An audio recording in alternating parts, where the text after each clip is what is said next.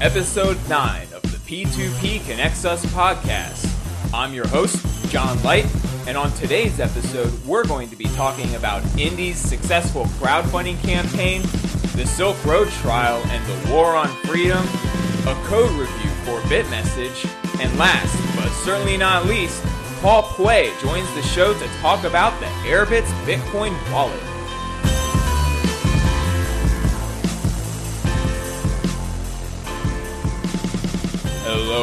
Hello, and welcome once again to episode 9 of the P2P Connects Us podcast. I'd like to remind listeners that you can support P2P Connects Us on Patreon by visiting the P2P Connects Us Patreon page at patreon.com/P2P Connects Us. I'd also like to announce that I'm starting an LT Bitcoin giveaway program for all of my Patreon patrons. I'm going to be putting aside 20% of the LT Bitcoin that I earn for publishing new episodes of P2P Connects Us on letstalkbitcoin.com and giving it away proportionally to everyone who contributes to the P2P Connects Us Patreon campaign. When you sign up to contribute via Patreon, send me your counter wallet address with a screenshot of the receipt from Patreon, and you will receive a proportional amount of LT Bitcoin every week. So if the total amount of pledges is $100 and you pledge $1, you will receive 1% of the LT Bitcoin I set aside for weekly distributions. This is just my way of saying thanks for the support and sharing in this grand experiment that is cryptocurrency and LT Bitcoin. P2P Connects Us is also looking for content creators. I'm paying 50,000 LT Bitcoin for high quality videos, 25,000 LT Bitcoin for audio content, and 15,000 LT Bitcoin for written articles. All work published will be released under a copyleft license so that it's free to remix and redistribute as long as any derivatives or copies are also released copyleft. If you're interested in sharing your own perspectives on peer-to-peer philosophy, technology, and culture, please contact me through the contact page on my website at p2pconnects.us. Also a reminder, you can follow the show on Twitter at P2P Connects Us, subscribe to the P2P Connects Us YouTube channel and SoundCloud page, and sign up for email alerts each time new content is posted on the P2P Connects Us blog by entering your email address in the sign-up form at p2pconnects.us. With those announcements out of the way, let's move on to the news.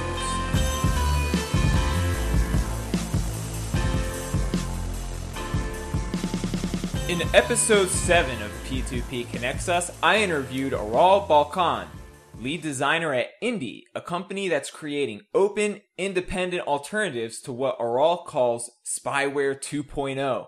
That episode was released just 2 days before the close of their crowdfunding campaign, which I'm happy to report ended successfully, with the Indie team raising 109% of their $100,000 goal. Since completing their crowdfunding campaign, Indie has been focused on releasing the private pre-alpha version of Heartbeat, a distributed social network client for Mac.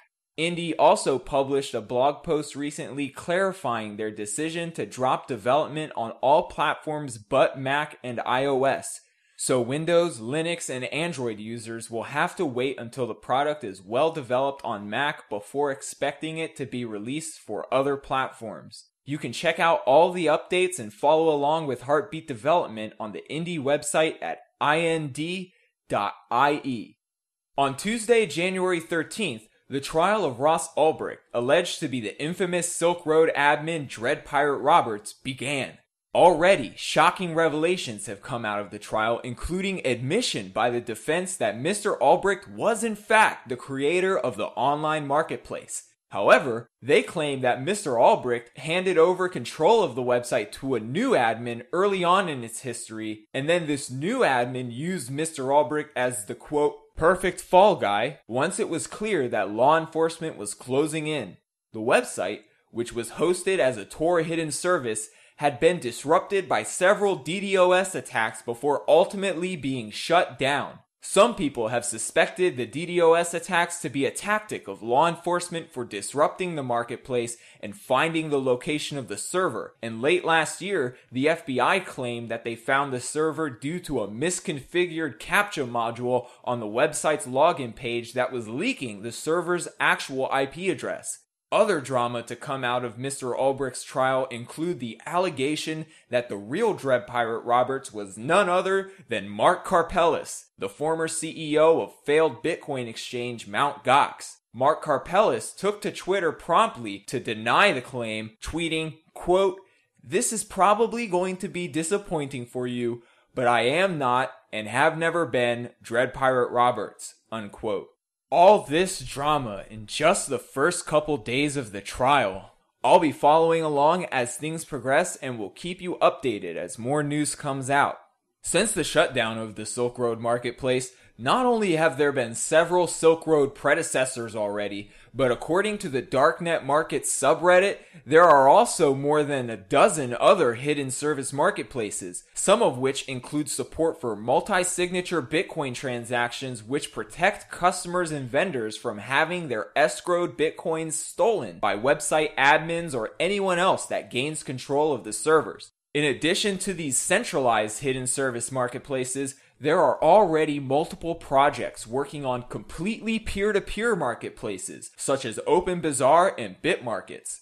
Given that these services actually help reduce crime by limiting the violence that can occur between black market vendors and customers, after all, you can't exactly rob someone at gunpoint over the internet. You know, I have to wonder, as with the file sharing issue discussed in the last episode, when the legal system is going to catch up to this new reality where online marketplaces can't be shut down. It's obvious that the war on drugs has been a complete failure in the meat space, and this new digital front to the war is only making it seem even more absurd, revealing it for what it truly is. A war on peaceful people conducting voluntary exchange amongst themselves. A domestic war, a civil war between the people and the state, with the state being the aggressor and the people helpless in the face of overwhelming violence. Ross Ulbricht is just the latest casualty in this war on peaceful people, guilty of not much more than creating a website to facilitate free exchange. This is an assault on basic human liberty, freedom of speech, freedom of press, freedom of association, and exchange. I wholly condemn the actions taken by the US government to shut down the Silk Road and arrest and imprison Ross Ulbricht. This is an egregious misuse of taxpayer dollars and a moral tragedy. My heart goes out to the Ulbricht family and all other victims of this failed, destructive government policy. What's the solution? Better technology, yes, but better policy too. End the war on drugs and decriminalize all peaceful exchange. It's time for the magic word. The magic word for today's episode is agorism. That's AGORISM. Agorism. You can redeem the magic word on letstalkbitcoin.com for your share of the weekly LTB coin distribution. You can learn more about LTB coin at ltbcoin.com. Back to the show. Security researcher Christoph Atlas published a blog post recently announcing that the bitmessage project is looking for people who can help with code review. The primary issues at hand are 1. The bitmessage network, as it is currently designed, would have difficulty scaling to many users. The messages sent around the bitmessage network are more or less broadcast to all other participants in the network, albeit only readable by the intended recipient, creating a cacophony of unnecessary traffic. One solution is to implement streams, sending messages to a smaller number of recipients while preserving properties that come with broadcasting messages to everyone. Making streams a reality requires the participation of one or more crafty Python developers, or developers of a new bitmessage implementation. 2. Bitmessage's current Python codebase has not been thoroughly reviewed from a security standpoint. This weakens the trust of users and software developers who might want to integrate bitmessage into their own projects. So if you're a Python developer with security expertise and want to help contribute to an important peer-to-peer project, check out Christoph's blog post linked in the show notes for all the details. And if you've never heard of bitmessage or just want to learn more about it, you can check out the wiki at bitmessage.org.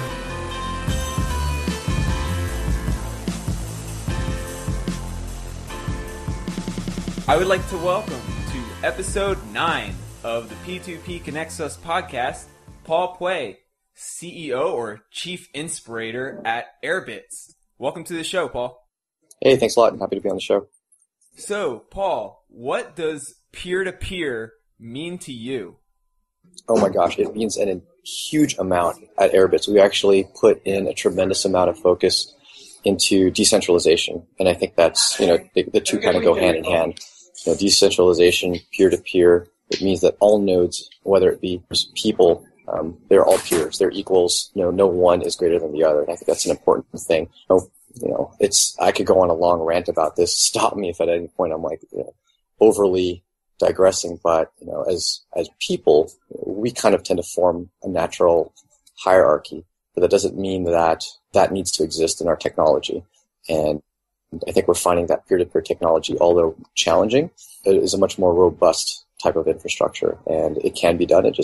We need to focus on it. So peer-to-peer definitely can connect us, because what's connecting us is technology, and the importance of that technology being peer-to-peer is pretty paramount. On the last episode with Aral Balkan, we were talking about how technology has reflected that hierarchy that you pointed out exists in human society, where a lot of systems, like in the internet, are very hierarchical, very centralized. And in certain communities, particularly the hacker scene, there's been a more favor towards decentralized solutions, and that might reflect some of the more peer-to-peer or social equality kinds of values that those kinds of communities, hold personally for societal values. And it's interesting to see that carry over into the Bitcoin community, where some of the earliest adopters are people who have that kind of a social mindset, and that might be one of the reasons why Bitcoin is attractive to them. So with that said, how did you first get interested in Bitcoin? Got interested only about, a year and a half ago, about April, May of 2013. And, I had worked in Silicon Valley in the past and done a little bit of stock trading. I followed a Wall Street kind of an anthem. He always tells us he does zagging and vice versa. And then he just mentioned Bitcoin in the middle of his podcast or his blog one day. Who he is didn't that? say anything about it other than this was Cody Woolard from CBS Market Watch. Now he has his own podcast. Okay. And he said, I'm going to put about 1% into Bitcoin, 1% of his portfolio. And I was like, well, what is this thing? And I dug into it, and I was sold almost instantly. I listened to a good handful of Let's Talk Bitcoin.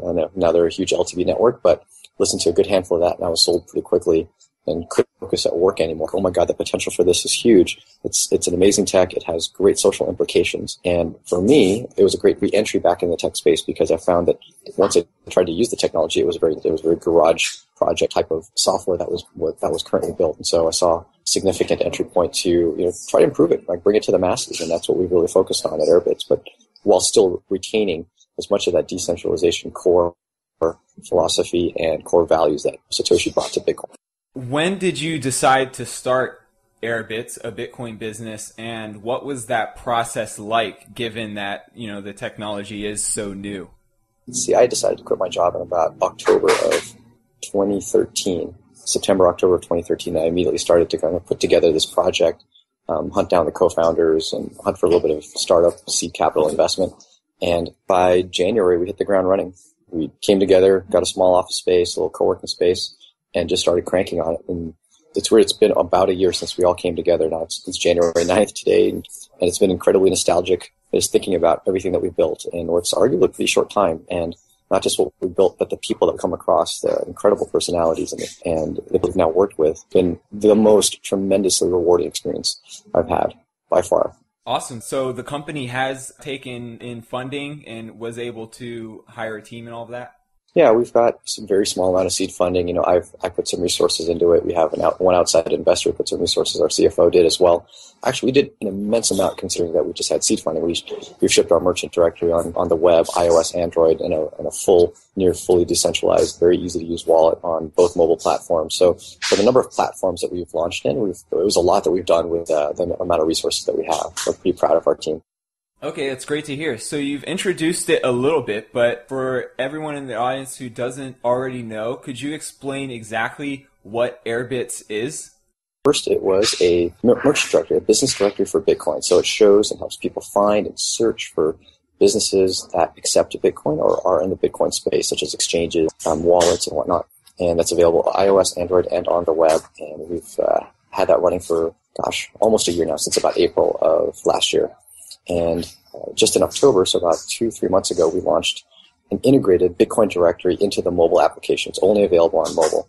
And the big focus of the application is to deliver a very decentralized wallet, but with the ease of use of wallet or mobile banking, and give people the usability and the familiarity that they get with like a PayPal or Google Wallet or one of the hosted wallets like Square and Circle. The sign-up creation process is similar, that you just need a login and a password. Actually, it's even better and even more simple than a Coinbase and Circle. It's literally login, password, no name, no address, no phone number, no personal information.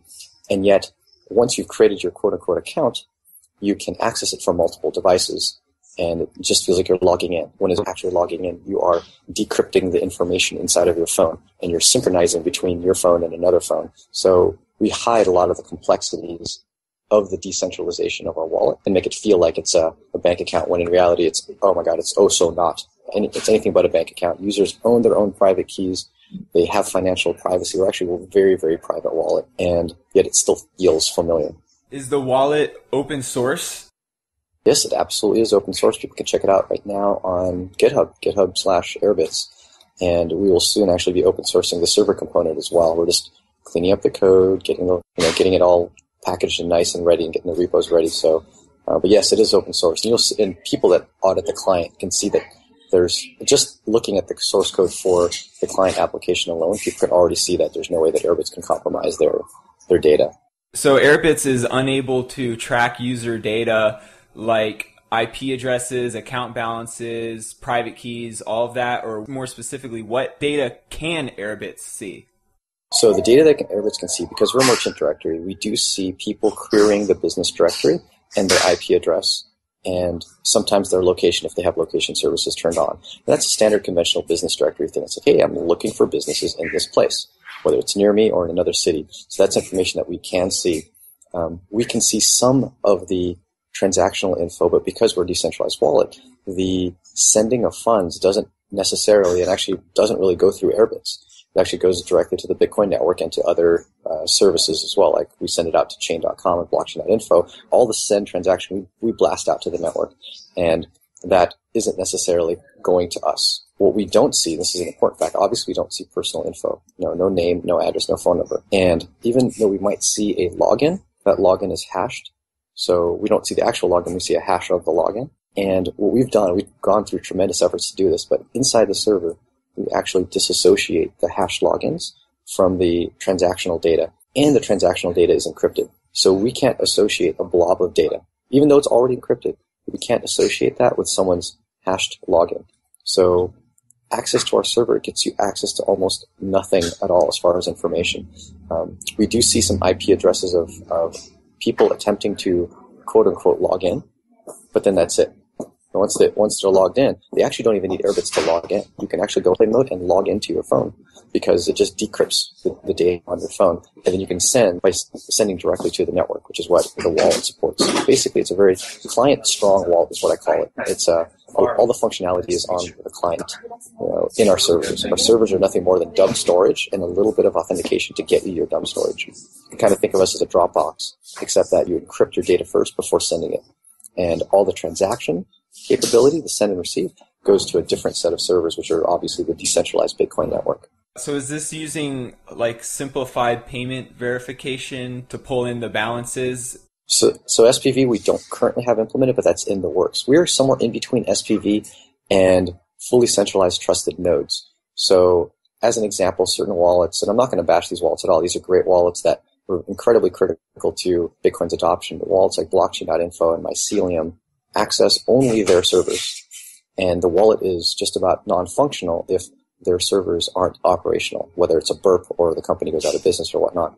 Those are fully trusted servers. On the opposite end are wallets that directly access the Bitcoin network, SPV wallets that can access any node on the network, wallets such as Bread Wallet or the original Bitcoin wallet on Android by Andreas Schilbach. So those are SPV wallets. We're somewhere in between in that we can directly access some of the Bitcoin nodes on the network if they are running a specific implementation, which is an implementation called libbitcoin or Obelisk is the server name. So these libbitcoin servers are the ones that we can access, but they're not necessarily our own.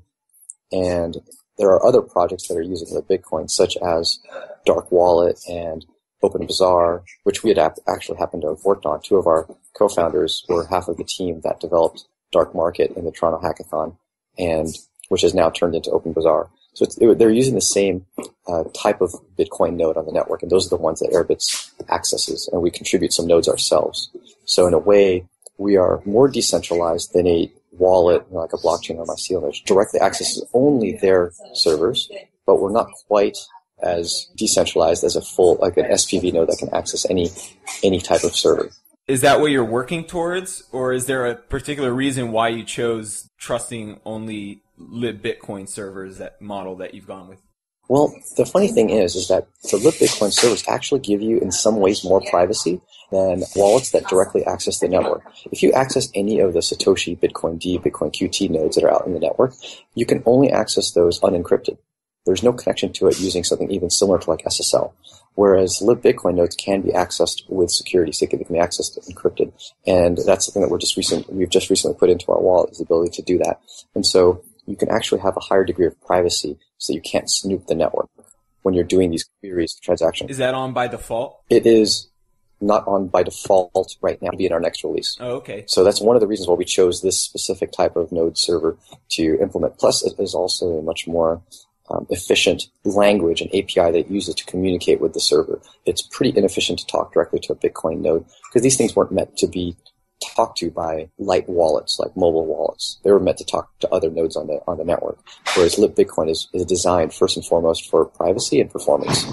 I know Dark Wallet was one of the first wallets to use libbitcoin since it was created by the same people who are working primarily on libbitcoin, and Dark Wallet has some privacy features like stealth addresses, and they're working on CoinJoin and other things like that. Are those kinds of features something that Airbits might incorporate in the future, or are you mostly just a very simple send and receive kind of wallet? The reason why we joined and decided to use that core platform is because we feel really strongly about those types of features.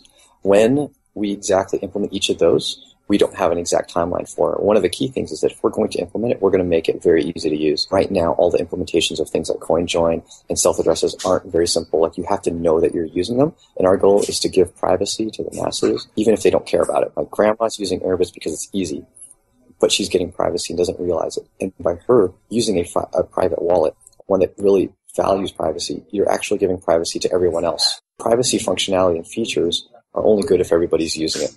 And that's our goal, is to make it's not to make, but to make it easy for everyone to use where they don't even care about it. They're not going through extra steps. That's a great point. So in all of this, is the Airbits company a central point of failure at all? Like, if Airbits were to go out of business, would people lose access to their money, or would their wallet continue to keep working, or would they have to do something special to recover their money? Like, how would that work?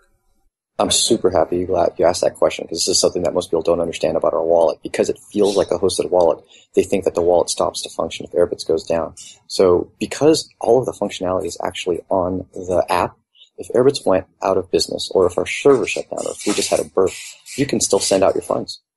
You can actually log in to your phone, like I said, in airplane mode. All right, so that means if Airbit servers are down, you can still log in.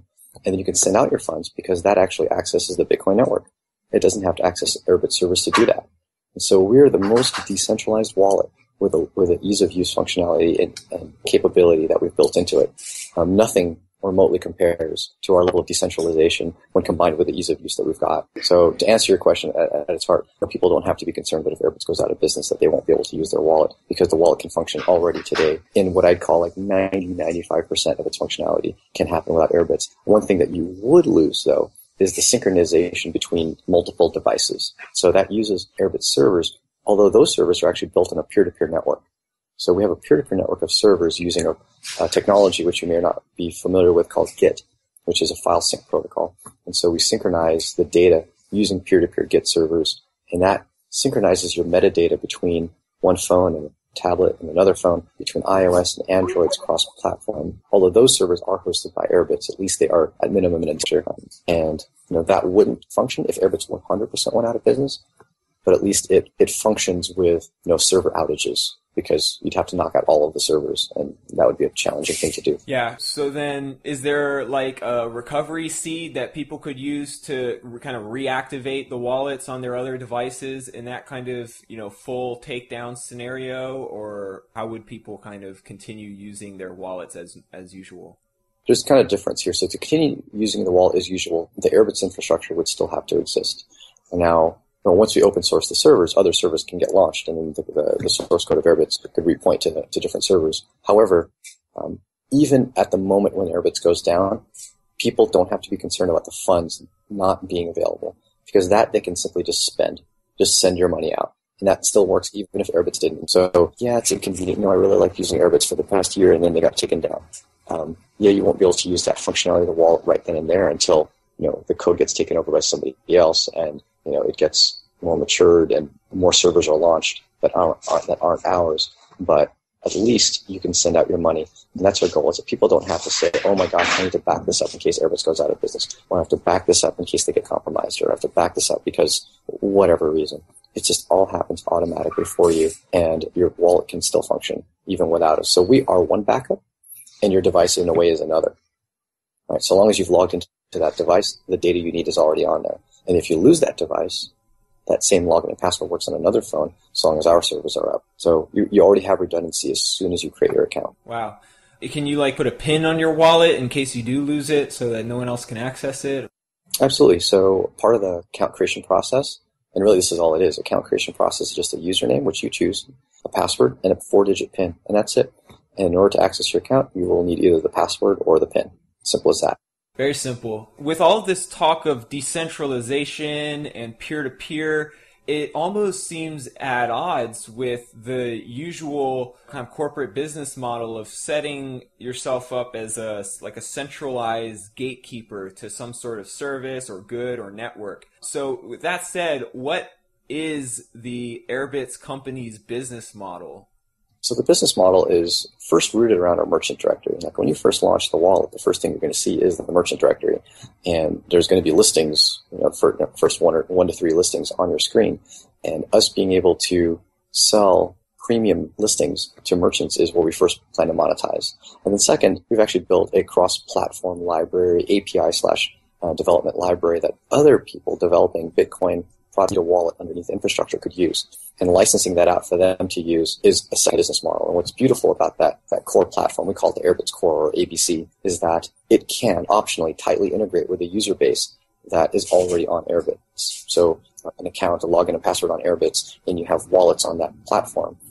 That same account can log into a different application. I'd say it's a point-of-sale application that a business is using. They can use that same account to log into that. And, our goal within about time frame about Q1, maybe early Q2, is to make it where, instead of logging into a different platform, different application, you can even share a wallet with that application. So imagine the usage case of a merchant who has, their wallet with Airbitz, and it's their mobile wallet. And they're going to take one wallet with inside their account, because I'm not sure if you've ever said, but we let you create multiple wallets inside of an account. They can take one of those wallets with a point-of-sale system, and that point-of-sale system will get access to that wallet, and it could be full access, multi-sig access, or read-only access, where all they can do is maybe create transactions, but they couldn't spend from it. So that, to us, is one of the strong, powerful features of our platform, is that, there's many other platforms out there, and, a lot of them, actually almost all of them, are completely centralized. But we're the one platform that's very decentralized. It still gives you cross-platform, cross-application access to the same pool of accounts, and it does it in a very private way, meaning that when I share my wallet with this other application like the point of sale, that point of sale doesn't know who I am. Right? It's just a wallet ID. It's just access to those public addresses so that it can take in payment if need be. So you mentioned Multisig. Is that something that the wallet offers right now, or is that a feature y'all are rolling out later? It's one that we're rolling out later. It's in development now. We are refactoring the code a bit to be able to handle the multisig very cleanly and smoothly. And that's just kind of our take, is that we're not going to roll out a functionality unless it's familiar and easy for people. And I've tried all the different multisig implementations, and there isn't one that I could recommend to someone that isn't at least a little technical. So we're trying to build out stuff for the masses. And when we come out with our multisig, rest assured that it's going to be pretty fluid for anybody that's capable of using a mobile device. That's our goal. Our multisig will feel like wallet sharing is what it's going to be. Hey, I'd like to share this wallet with you. There you go. Hey, I'd like to share this wallet with you as well. There you go. That type of thing. Okay. That's great. So how many businesses are in the directory right now? Right now, I think it's about 3,800, approaching 3,900, and that spans about 15 countries. And so, that's not the world. There's many major countries that we haven't yet covered, like Spain and Italy and whatnot. But our goal is not to have the most listings. There's a few directories out there that say, we have the most listings in the world. Yes, but if you go to any one country or any one city, you'll find that they're very sparse in that one location because they haven't had focus. And we're rolling out our merchant directory the same way Facebook rolled out initially, was that, they're not going to say, hey, we have everyone. They're like, no, we'll network for, what was it, Harvard? And then they went to another school and built a great social network there. And then only after you achieve quite a good amount of adoption in that demographic can you then broaden out and say, okay, well, now we're everywhere. And that's our goal. We're launching country by country. So if we're in your country, we have very high confidence that we're very accurate. If we're not in your country, then we should have nothing there. It's like, don't even bother using us, but download us anyway and use the awesome wallet. Yeah. So what are some of the more interesting or standout businesses in the directory that you've seen in the countries that do have deeper penetration right now? Gosh, some of the most interesting businesses. I feel like I know the ones that are most local to me. I'm going to have to give props to some of the businesses nearby. Yeah, shouts out to definitely to City Tacos, which is owned by Jerry Torres, right around the corner from our office. He's from Mexico City, and I remember the first day I met him, he just opened up shop, and I said, hey, ever thought about taking Bitcoin? And he said, oh, isn't that the thing that it just got big for a lot of money laundering and whatnot? I go, well, no, it didn't get busted. You can't really bust big. So you gave him the usual. I gave him the usual pitch of like how it's great technology, it's decentralized, no government owns the money, and he started to get it. And then I said one thing. I said, Overstock takes it, and he's like, really? I'm sold. Let's do it. And I'm always cautious for the merchant when I onboard a merchant. I say, well, it is volatile. It can go up and down in price, and you have these options with payment processors so they can convert it to dollars for you. And he was like, no, I'll just keep it. I was like, well, awesome. Oh, very cool. And I give him a lot of credit for that because he sees the value in the system. And I'll be honest, like 2014, obviously everyone knows has been a really tough year. And, the value of the Bitcoin that he's been holding has pretty much gone down and down and down. But luckily he's still taking Bitcoin. He's getting it for cheap right now. People are still buying great, awesome tacos from him, and he's getting them at a good price. So he seems like he's a good believer in Bitcoin. He loves it. And there was a meetup that we held over at his place at Full Mount. It was the Unconventional Tour came to San Diego, and they brought out a ton of people. It was at the same time as Libertopia. And so we dinner mobbed him, and he had a line out the door of people, wanting to pay with Bitcoin. So it was a great, great opportunity. And he's such an amazing, awesome guy. If any of you listeners happen to be in San Diego, highly recommend you come by to City Tacos and give Jerry some business. He is just an overall amazing guy. And he has the most amazing tacos I've ever had. And he supports Bitcoin. And he's supporting Bitcoin by keeping them all and not turning them into USD. That's really cool. And of course, shouts out to John and Catherine from the Unconventional Living Tour. You can hear some of the adventures that they've been going on also on the Let's Talk Bitcoin network. So, Paul, what is next for Airbit and Paul Puey? So Airbitz actually just got accepted into the Plug and Play Startup Accelerator. So they're giving us a little bit of seed funding and about 10 weeks of mentorship and introduction to the rest of the startup scene over there in Silicon Valley. So we're really excited about that. We're actually starting next week. So we'll be up there for about 10 weeks, maybe a little bit more, and looking forward to meeting a lot of the people in the Bay Area. I've already met quite a handful of them. I've actually talked at the Plug and Play Tech Center for the Silicon Valley Bitcoin meetup. But I'm looking forward to being there on a regular for the next few months and really, really connecting with the community up there. It's such a critical one, especially in the startup space and in the Bitcoin world. So we've got that coming up. In the short term, we're actually going to be in Miami next week. Myself and our CFO will be in Miami for the Miami Bitcoin Conference, BTC Miami. And actually, I skipped right before then. We're going to be in Atlanta. So I'll be speaking in Atlanta at the Atlanta Bitcoin Meetup, which is going to be held actually at Georgia Tech. And we'll be talking a little bit about Airbits and about wallet security, privacy, and ease of use. We'll be setting people up with some new people up with wallets and giving away some free Bitcoin at that meetup. And we'll be at the Miami meetup as well. And right after that, at the Miami conference. And then we'll be in Silicon Valley for the next, once again, 2.5, 3 months after that. Awesome. Keeping busy. Well, thanks a lot, Paul, for coming on the show, and best of success to you and the Airbits crew at the Plug and Play Tech Center Bitcoin Accelerator.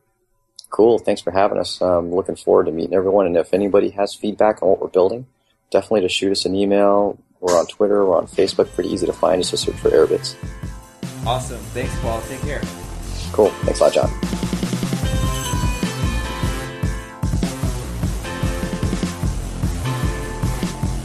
Thanks for tuning in to episode 9 of the P2P Connects Us podcast. If you have any comments or questions, you can reach me through the contact page on my website at p2pconnects.us. Till next time.